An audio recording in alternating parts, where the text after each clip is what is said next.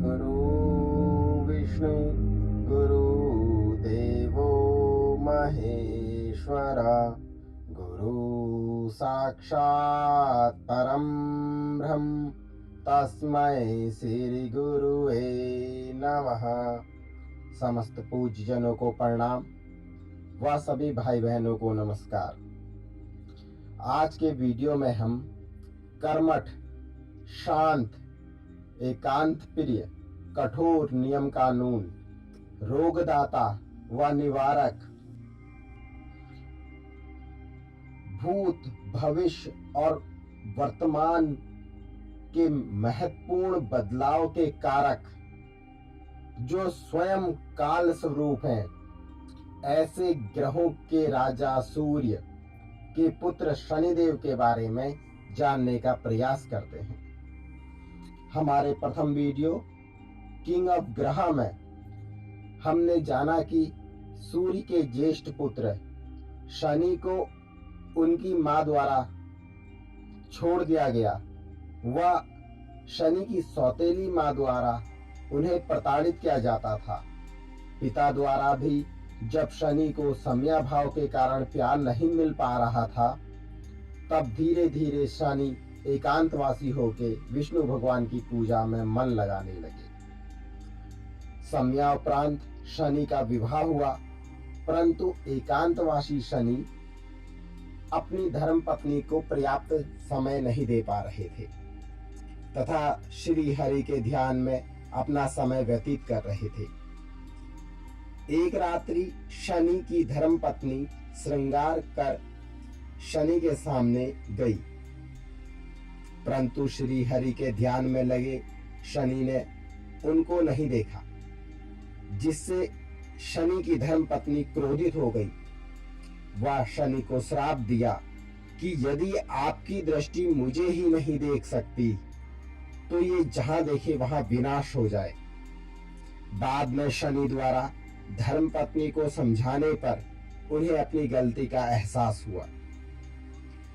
कालांतर में श्री गणेश जी के उत्पन्न होने पर सभी देवी देवता श्री गणेश को आशीर्वाद देने पहुंचे, परंतु वहां पहुंचे शनिदेव अपना मस्तक नीचे किए हुए खड़े थे। तब माता पार्वती के पूछने पर जब शनि ने अपनी पत्नी द्वारा दिए श्राप को बताया, तब सभी देवी देवता पत्नी पीड़ित शनि को देखकर हंसने लगे।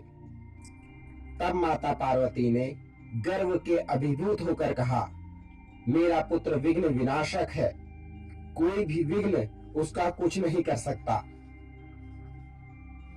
आप गणेश को देखकर आशीर्वाद दें। शनिदेव का गणेश जी को देखना और कालांतर में गणेश जी का मस्तक विहीन होना शनिदेव की दृष्टि ही इसका कारण थी, जिस पर शनिदेव को माता पार्वती के क्रोध का सामना करना पड़ा।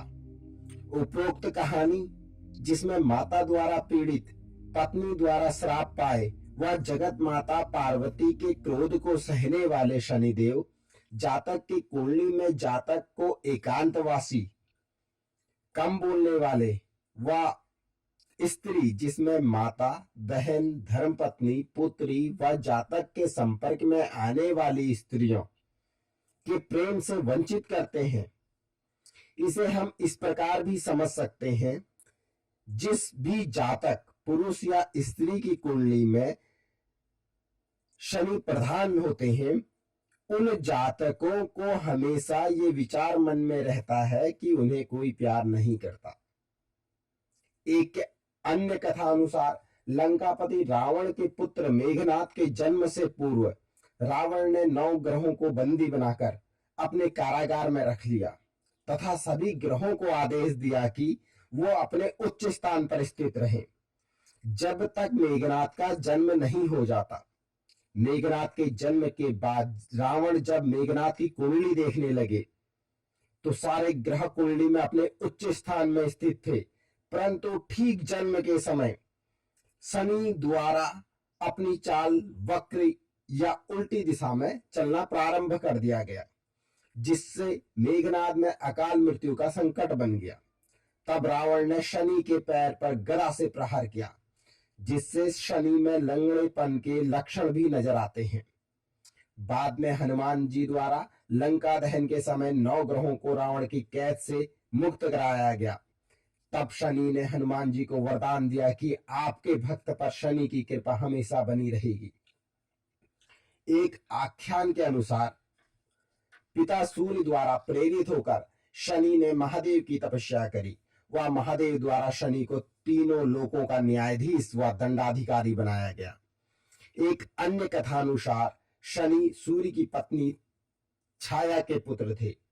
जब शनि उत्पन्न हुए वे स्याह काले रंग के थे, जिससे सूर्यदेव ने काल योग से छाया संग शनि का त्याग कर दिया।